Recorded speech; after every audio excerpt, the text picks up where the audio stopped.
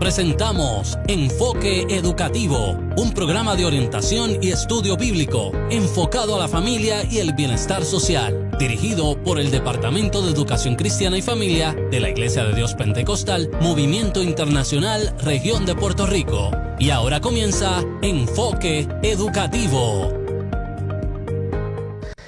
Que la gracia y la paz del Señor sea con cada uno de ustedes en este maravilloso día que nos regala el Señor. Este que te saluda es el pastor Isaac Ruiz, director del Departamento de Educación Cristiana y Familia de la Iglesia de Dios Pentecostal, Movimiento Internacional, Región de Puerto Rico.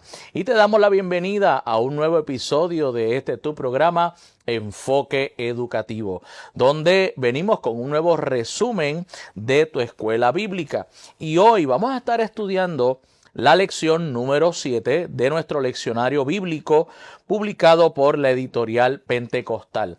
Para nuestros maestros que utilizan, ¿verdad?, la guía del maestro, utilizamos el volumen número 49 y vamos a estar estudiando las páginas que comprenden desde la 54 hasta la 60. Y el título de nuestra lección es El ayuno que honra a Dios. Así que vamos a hablar de esta disciplina espiritual muy importante, pero vamos a ver cuál es la manera correcta, bíblicamente hablando, de proceder con esta práctica. La base bíblica son dos. Una se encuentra en el libro del profeta Isaías, capítulo 58, versículos 4 al 8, y el Evangelio de Mateo, capítulo 6, versículos 16 al 18. Así que ahí vamos a estar viendo desde la perspectiva veterotestamentaria y desde la perspectiva neotestamentaria. Vamos a ver en ambas perspectivas cómo se trabaja esta disciplina del ayuno. Y la afirmación fundamental dice: el ayuno no es un fin en sí mismo, sino una disciplina espiritual que nos acerca a Dios. Así que ese debe ser el fin que se persigue a través de la práctica del ayuno y de cualquiera de las otras disciplinas espirituales que podamos practicar. Siempre tienen que tener como fin el acercarnos a Dios. Ahora, la abstinencia de comer y de beber y humillar el alma en los tiempos antiguos como en los tiempos de Jesús se conjugaban en una sola práctica, con el propósito de disponerse por entero para estar delante de la presencia del Señor. Y esa es la práctica, ¿verdad?, de el ayuno, donde se deja a un lado lo cotidiano, los trabajos, la comida, la bebida, y el alma se humilla delante del Señor. Con esta actitud, los piadosos se apartan de todo para estar delante de su Señor. La intención del ayuno no es la de manipular, en este caso, ¿verdad?, a la deidad, porque otras religiones también lo practican. En este caso nosotros servimos al único y verdadero Dios, y la intención no es que manipulemos a Dios, no es que Dios va a obrar conforme a nuestros caprichos, sino la de humillarnos y la de derramar nuestra alma delante de Jehová. Ahora, el verdadero ayuno no se limita a una mera práctica exterior, pues también implica el abandono de los placeres mundanales, de las cosas, de los deleites de la vida. Es un tiempo de total separación. Y en esta lección que vamos a estudiar, se nos alerta que en ocasiones una disciplina espiritual que parece sana, puede haber algo en ella que cuando se evalúa se convierte realmente en pecado delante de Dios. Vuelvo a repetirlo, en una disciplina espiritual que parece sana, puede haber algo en nosotros, puede haber algo en nuestro corazón, en la intención con la cual nosotros la hacemos, que hace que se convierta realmente en pecado delante de Dios. Y vamos a ver la parte 1, que nos habla de el ayuno que agrada a Dios y sus resultados, basado en Isaías 58, 4 al 8. Este pasaje de Isaías es una poesía que tiene como propósito hacer un llamado al pueblo al arrepentimiento. En los primeros versos se escribe los actos de una persona que parece que ama a Dios, que cumple sus mandamientos y que realiza una gran devoción a Dios. Pero lo que estos primeros versos revelan es que la gente puede parecer, puede actuar, puede hablar y puede deleitarse en las cosas de Dios y aún así no ser el pueblo de Dios. Y esto va consono con lo que Jesús dijo, que llegará un día que le dirán al Señor: en tu nombre hicimos milagros, sanamos enfermos, profetizamos, y el Señor les dirá: apartaos de mí, hacedores de maldad, porque no os conozco. Así que estos son lo que llamamos piadosos artificiales, que cuestionan por qué Dios no responde a sus ayunos, que se quejan constantemente y amargamente de su aparente abandono. Pero la contestación de Dios no se hace esperar. Él les acusa de encontrar satisfacción en el día de ayuno, en lugar de centrarse en lo que deleita a Dios. Porque cuando practicamos cualquiera de las disciplinas espirituales, no debemos de enfocarnos en nosotros, debemos de enfocarnos plenamente en nuestro Dios. Y en la sección A, que habla el versículo 4 del capítulo 58 de Isaías, nos habla del uso ilegítimo del ayuno. Dice el texto: he aquí, para contiendas y debates ayunáis, y para herir con el puño inicuamente. No ayunéis como hoy, para que vuestra voz sea oída en lo alto. Este verso y el anterior, el versículo 3, no es que Dios esté condenando el ayuno, sino de hecho el hecho de que quienes ayunan, quienes practican estas disciplinas espirituales, oprimen a todos sus trabajadores en el día separado para el ayuno. Y Dios obviamente no puede aceptar la adoración como verdadera devoción cuando se está oprimiendo a otros. Usted puede levantar las manos, usted puede tener unas prácticas espirituales tremendas, pero cuando sus relaciones con los demás es de opresión, es de majarles, de tenerles el puño en la cara, como decimos en el argot pueblerino, pues ciertamente Dios no puede aceptar ese tipo de adoración. Así que el pueblo se humillaba brevemente delante de Dios, buscaban la compasión de Dios, pero luego se fueron y mantuvieron una actitud arrogante, un control opresivo contra sus trabajadores sin ninguna compasión. Entonces, ¿de qué nos sirve el ayuno si entonces en el trato con los demás, en el trato con aquellos que están bajo mi poder o supervisión, no demuestro lo que ese ayuno debería de reflejar? Así que pedían que Dios los perdonara de sus males, pero luego ellos no perdonaban a sus trabajadores por sus faltas. Así que el ayuno, en vez de ser una disciplina que los renovara interiormente, pues era una disciplina que los volvía malhumorados, al punto de desahogar ese mal humor con golpes, oprimiendo a aquellos que estaban bajo su supervisión. Si a usted una disciplina espiritual lo vuelve amargado, parece que, soy responsable de lo que digo, pero yo tengo un dicho: hay personas que parece que el día de su bautismo lo bautizaron en vinagre y limón. Pues ¿sabes qué? ¿Para qué nos sirve estas disciplinas si el gozo del Señor es el que se debe reflejar? Si no hay nada más maravilloso, no hay nada más poderoso que estar en la presencia de Dios. Y cuando salimos de la presencia de Dios, mire, esto se refleja por los poros de nuestro cuerpo, se refleja en nuestra forma de tratar a los demás. Pues ciertamente el gozo del Señor se tiene que reflejar en cada aspecto de nuestra vida. Así que esta situación provocaba que la oración combinada con tal tipo de ayuno no fuera escuchada. Así que el ayuno que nos lleva a actuar de manera diferente, ¿verdad?, ¿tendría acaso significado para Dios? O sea, si yo ayuno, pero no soy cónsono, mis acciones no son cónsonas con ese tiempo de separación espiritual, pues ¿habrá significado ese tiempo de ayuno o de oración o de búsqueda? ¿Habrá significado algo para Dios? Así que importante para reflexionar. Ahora, la sección B nos habla del ayuno que escogió Dios.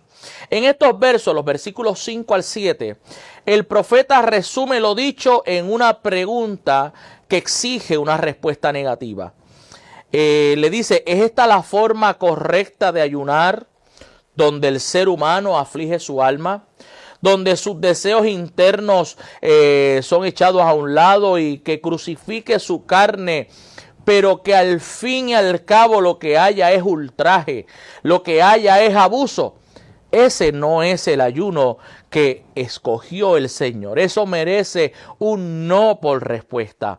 Así que las prácticas externas eran las correctas, pero el cambio interno no se estaba dando. En otras palabras, de nada nos sirve realizar actos externos que no afecten el interior. De nada nos sirve manifestar una santidad externa que no afecte el alma. Es más, yo soy de los que digo, a veces es más fácil enfocarnos en la santidad exterior y nos olvidamos de la interior. ¿Por qué? Porque la santidad interior son los pecados que la gente no ve, como la envidia, el celo, la contienda, la maledicencia, el ser pendenciero, ¿verdad? Todas ese tipo de actitudes que se describen en el Nuevo Testamento como obras de la carne, pues ¿sabes qué? Eso la gente no lo ve y yo puedo disimularlas y puedo disfrazarlas detrás de una apariencia de piedad, pero ahí es donde el apóstol dice que hay quienes se visten de piedad pero niegan la eficacia de la misma. Así que el ayuno que es agradable a Dios no menciona nada sobre la mortificación corporal. Es más, quiero añadir que la idea de que se ayuna para castigar la carne, esto yo lo he escuchado desde bien temprana edad en la iglesia. No, vamos a ayunar para castigar la carne.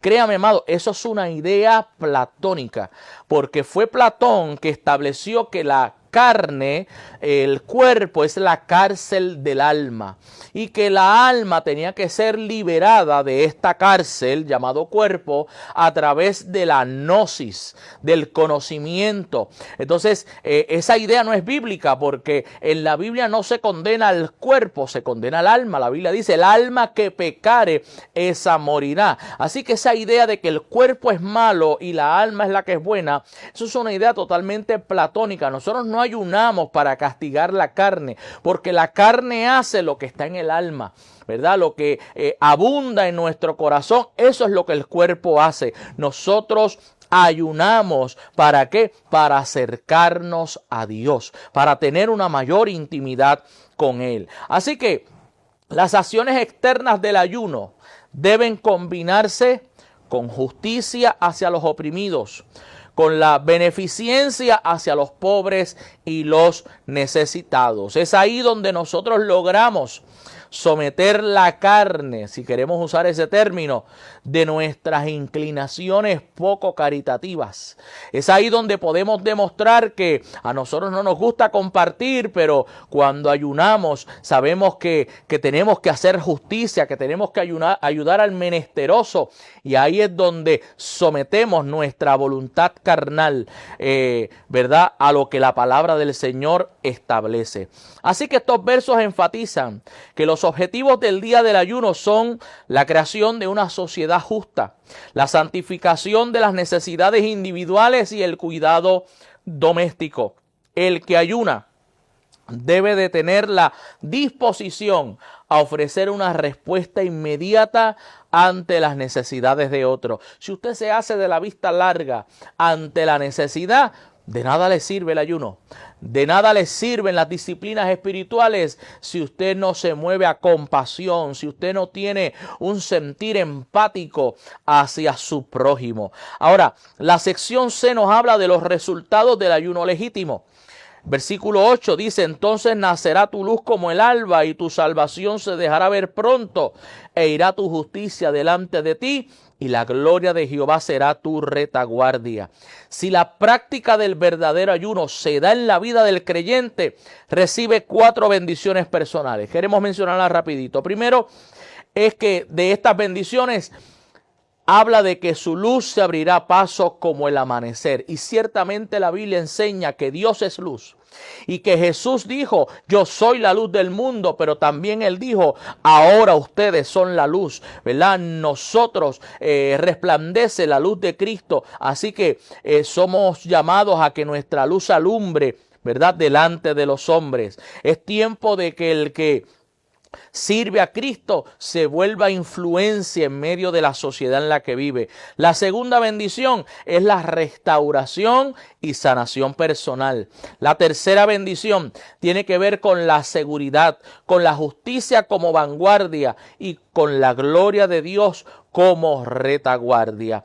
Y el cuarto aspecto que se destaca es que los justos clamarán y el propio Dios les responderá. Así que eso tiene que ver con esta primera parte. Pero la parte 2 de nuestra lección nos habla de las actitudes del ayuno, basado en Mateo 6, 16 al 18.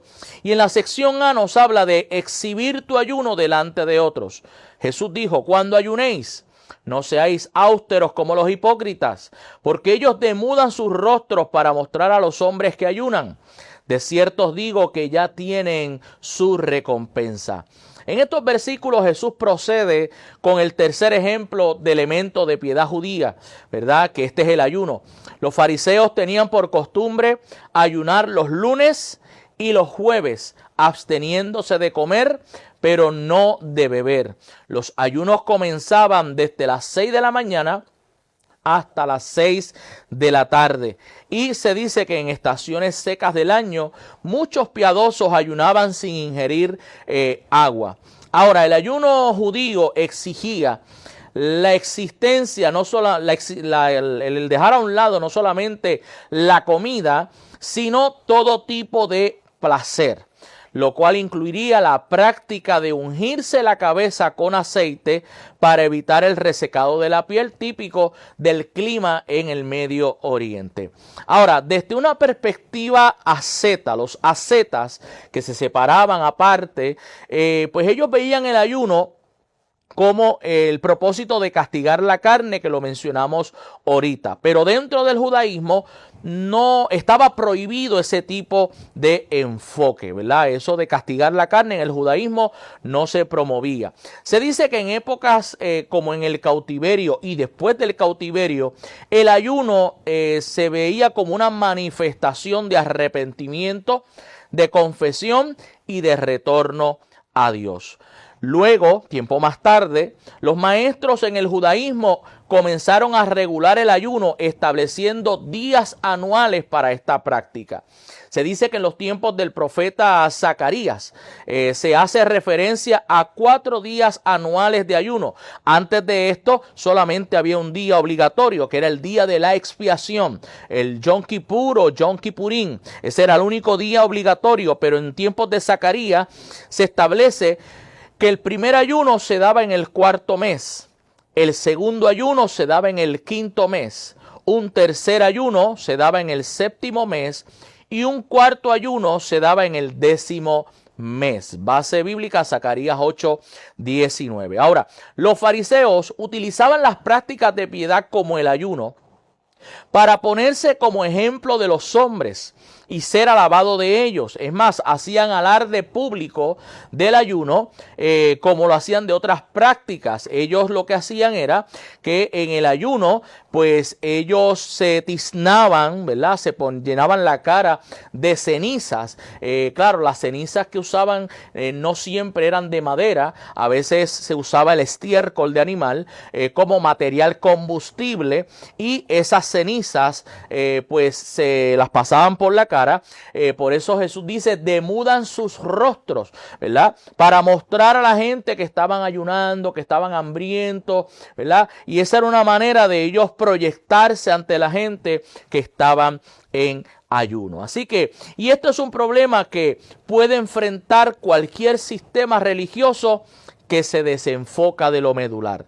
A veces, tal vez nosotros no nos juntamos ceniza en la cara, pero le dejamos saber a la gente que estamos ayunando, que llevamos tantos días, que estamos consagrados, y después tendemos a justificarlo diciendo la gloria es para el Señor, pero ¿verdad? Después que nos dimos la patada, después que le dejamos saber a campo, pueblo y playa lo que estamos haciendo. Por eso Jesús dijo que tu mano derecha no sepa lo que hace tu izquierda. Ahora, la sección B nos habla de presentando tu ayuno delante de Dios. Dice, pero tú cuando ayunes, unge tu cabeza y lava tu rostro. Jesús va en contra de la práctica de los fariseos de llenarse el rostro de ceniza. ¿Para qué? Para no mostrar a los hombres que ayunas, sino a tu Padre que está en secreto. Y tu Padre que ve en lo secreto te recompensará en público. Así que una de las preguntas que pueden surgir, ¿por qué el ayuno no está regulado en los escritos apostólicos? Pues en primer lugar, el ayuno no es un mandato establecido ni forma parte del culto eclesial, y en segundo lugar es un acto personal y voluntario de cada creyente.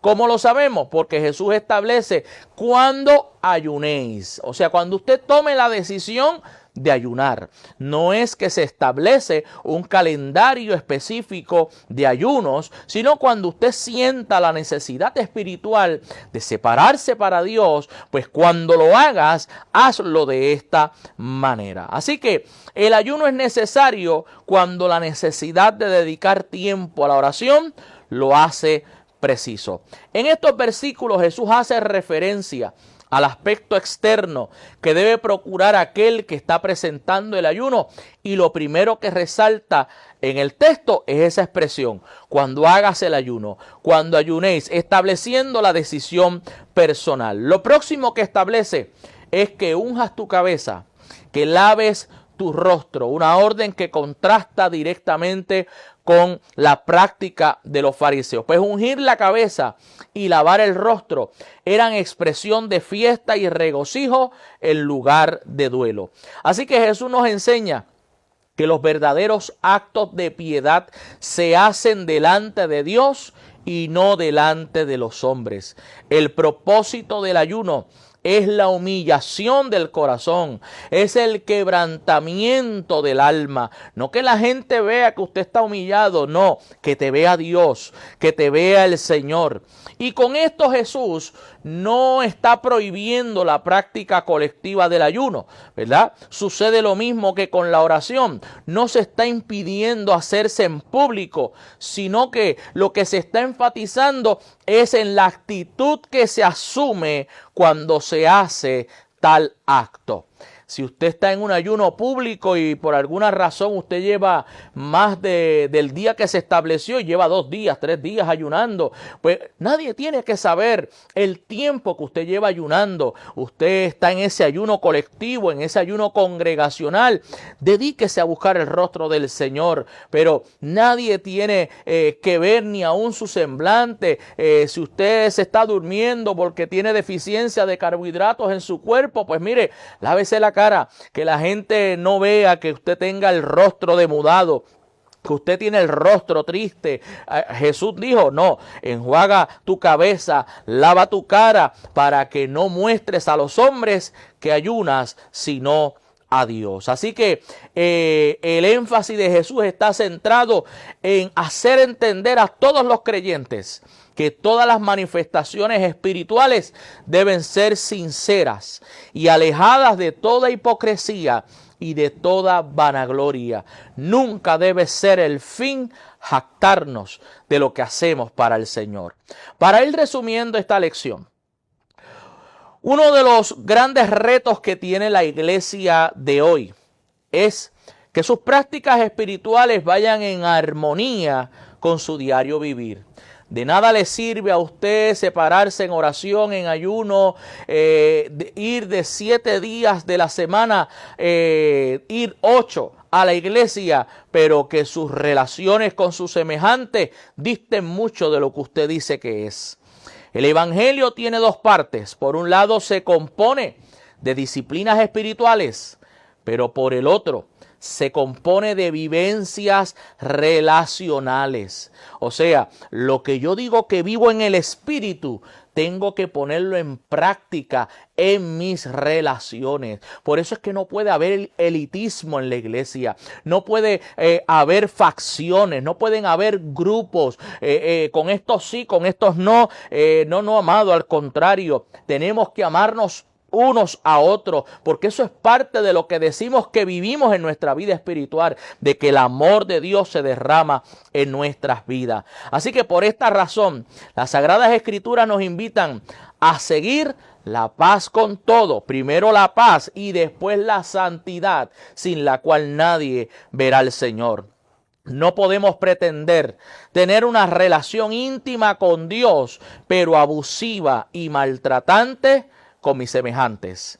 Si ese es el caso, pues ¿sabes qué? Tenemos que convertirnos de nuevo. Tenemos que arrepentirnos de nuestros pecados y que haya un cambio real, genuino en nuestra vida. Y un último aspecto que es igual de pecaminoso en la vida del creyente es la presunción de nuestra espiritualidad.